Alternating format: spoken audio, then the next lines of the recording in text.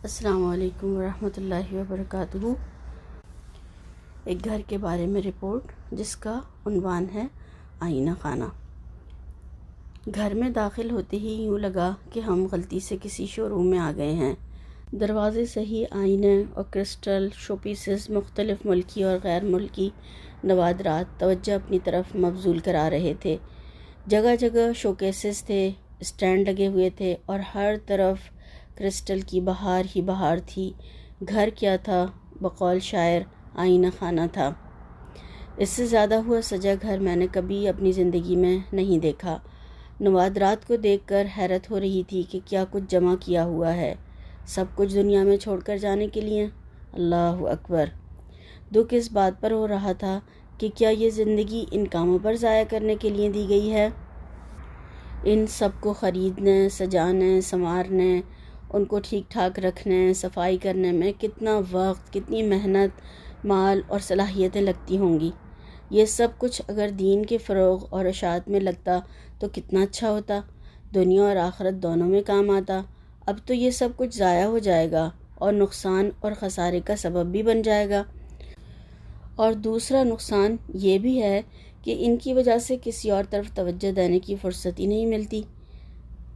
ایسے میں اگر کوئی مہمان آ جائے، کوئی رشتہ دار، اور خاص طور پر جس کے چھوٹے بچے بھی ہوں، تو الگ دل میں تنگی اور ٹینشن کہ کہیں کوئی بچہ کچھ چیزیں توڑ ہی نہ دے یا خراب ہی نہ کر دے، اور اگر کچھ ٹوٹ جائے یا خراب ہو جائے تو بہت زیادہ دکھ، افسوس اور غم کہ کتنا قیمتی تھا اور فلاں جگہ کی یادگار بھی تھا۔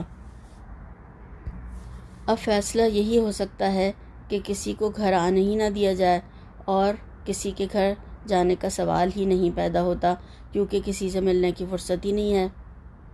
اگر ہم دیکھیں تو یہ کانچ کے قیمتی بت تعلقات بھی قطع کرا دیتے ہیں، اور انسان پھر انہی کی چاکری کرتا رہتا ہے اور انہی کے گرد گھومتا رہتا ہے۔ مگر یہ سب کب تک چلے گا؟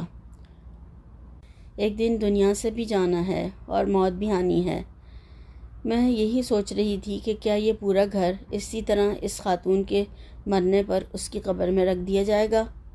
اللہ تعالیٰ کے پاس ان شیشوں، ان آئینوں اور ان کرسٹل کی کیا قیمت ہوگی جو دوسروں کے حقوق مار کر سجائے گئے ہیں؟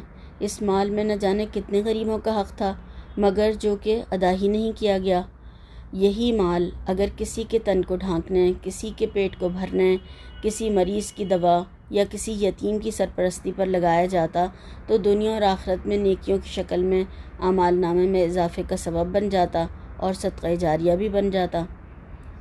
مجھے دنیا کی اس عقل مند ترین خاتون کا خیال آ رہا تھا کہ جن کا ذکر اللہ تعالیٰ نے قرآن کریم کی سورہ تحریم میں فرمایا ہے، رب ابنی لی عندک بیتا فی الجنہ۔ حضرت آسیہ زوجہ فرعون نے کہا، اے میرے رب، مجھے اپنے پاس جنت میں گھر عطا فرمائیے۔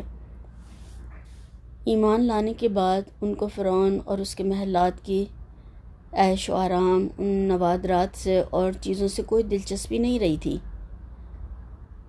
بقول شاعر، دو عالم سے کرتی ہے بیگانہ دل کو، عجب چیز ہے لذت آشنائی۔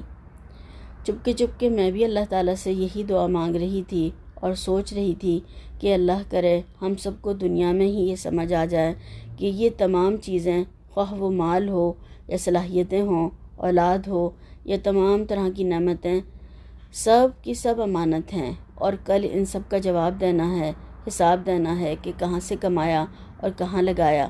سب کچھ دیا گیا تھا، تم کیا کر کے آئے، یا سب کچھ ضائع کر آئے؟ اس کا جواب ہر ایک کو یہیں سے تیار کر کے لے جانا ہے، ورنہ پھر خیر نہیں، وہاں کچھ بھی نہیں ہو سکتا ہے اور نہ وہاں سے واپسی کی کوئی صورت ہے۔ انسان کہے گا بھی رب ارجعونی، اے رب ایک دفعہ واپس بھیج دے، اب کے نیک عمل کروں گا۔ بس کہہ دیا جائے گا کہ یہ تو تیری ایک بات ہے، ایک بکواس ہے جو تیرے منہ سے نکلی ہوئی ہے، پھر وہی کرے گا جو کر کے آیا ہے۔ اب واپسی کا کوئی چانس نہیں، یہ پہلے ہی بتا دیا گیا تھا، اب تو یہاں پر حساب ہوگا۔ اللہم حاسبنی حسابا یسیرا، آمین ثم آمین۔